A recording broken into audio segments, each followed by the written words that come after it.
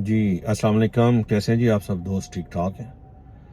بس دو باتیں شیئر کرنی تھی۔ ایک تو یہ تھا کہ دھرنا جو ہے وہ خیر خیریت سے اپنے اختتام کو پہنچ گیا اسلام آباد میں۔ اللہ کا شکر ہے کہ کچھ کیجولیٹیز نہیں ہوئیں اور خیر خیریت سے یہ مرحلہ تمام ہو گیا جو 2 مہینے سے شروع ہوا تھا۔ لیکن اس کے بعد جو ہے وہ خان صاحب نے اسمبلیوں سے، جو صوبائی اسمبلی ہیں، اس سے نکلنے کا فیصلہ کر لیا۔ حالانکہ یہ فیصلہ اس وقت کرنا چاہیے تھا جب انہوں نے قومی اسمبلی سے یہ نکلے تھے، اس وقت ساتھ اسی سے بھی نکل جاتے تو یہ ایشو ہی نہیں بننا تھا، اسی وقت الیکشن اناؤنس ہو جانے تھے۔ لیکن ظاہر ہے ہر بندے کی ایک اپنی سیاست ہوتی ہے، اپنی سوچ ہوتی ہے، اس کے مطابق انہوں نے جو بہتر سمجھا فیصلہ کیا۔ لیکن اب ٹو لیٹ ہے، اب کوئی فائدہ نہیں ہے، اب جو سوائے اس کے کہ اور مزید افراتفری پیدا ہونے کے اور نئی ایک جنگ چھڑنے کے، اس کا کوئی فائدہ نہیں ہے۔ میں صرف خان صاحب سے یہ کہنا چاہ رہا تھا، اور بلکہ گورنمنٹ سے بھی یہ کہنا چاہ رہا تھا کہ جس طرح آپ اختلافات میں سارے اکٹھے ہیں اور ایک دوسرے کی ٹانگیں کھینچنے میں سارا زور لگا رہے ہیں، تو اس طرح ملک کی معیشت کو بہتر کرنے کے لیے کیوں زور نہیں لگا سکتے؟ پہلے ملک کو تو بچا لیں، ملک کے بہت برے حالات ہیں، پوری قوم کو آپ نے ادھر الجھایا ہوا ہے کہ خان صاحب جو ہے جلسے جلوسوں میں اور اپنا دھرنوں میں لگے ہوئے ہیں، اور گورنمنٹ جو ہے وہ ساری ان کے پیچھے اور اپنے آپ کو بچانے میں لگی ہوئی ہے، اور اس میں عوام کہیں نظر نہیں آ رہی۔ عوام کا کئی جو ہے نا پرسان حال کوئی نہیں ہے، اور ان کو کوئی پوچھ بھی نہیں رہا کہ تم لوگ کس حال میں ہو۔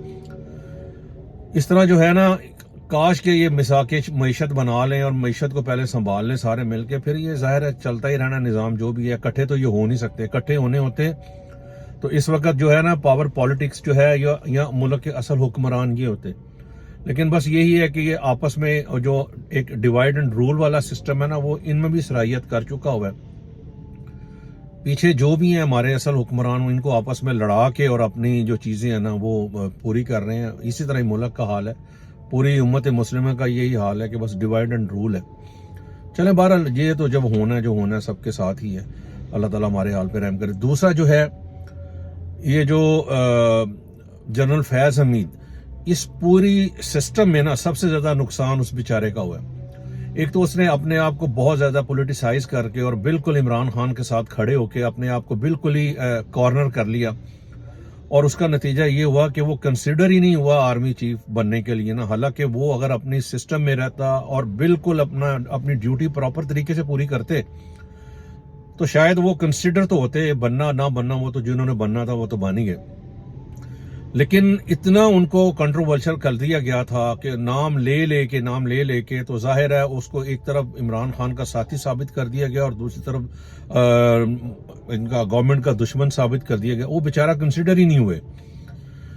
تو یہ سوچنا چاہیے اداروں کو بھی کہ اپنی جو ہے نا نیوٹرلٹی جو ہے وہ بالکل رکھنی چاہیے، تاکہ آپ اپنا نیوٹرل رہیں اور اپنے طریقے سے ساری چیزیں جو ہیں وہ گورنمنٹ کے انڈر رہ کے سارے کام کریں۔ لیکن یہاں پر بابا آدم ہی نرالا ہے، ہر بندہ یہاں پر حکمران ہے۔ تو بہرحال اسی طرح ہی چلنا ہے نظام۔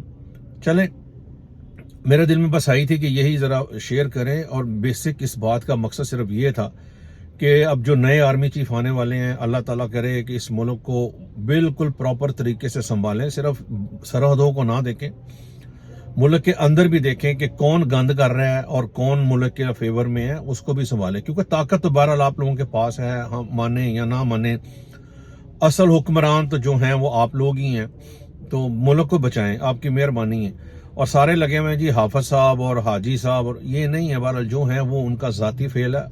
اقتدار میں مطلب آ کے یا ڈیوٹی پہ آ کے یا سسٹم میں آ کے بالکل ملک کے لیے کام کرنا چاہیے، باقی تو ساری چیزیں وہ ذاتی ہیں۔ چلیں اس کو شیئر کریں جی، سبسکرائب کریں، شکریہ، السلام علیکم۔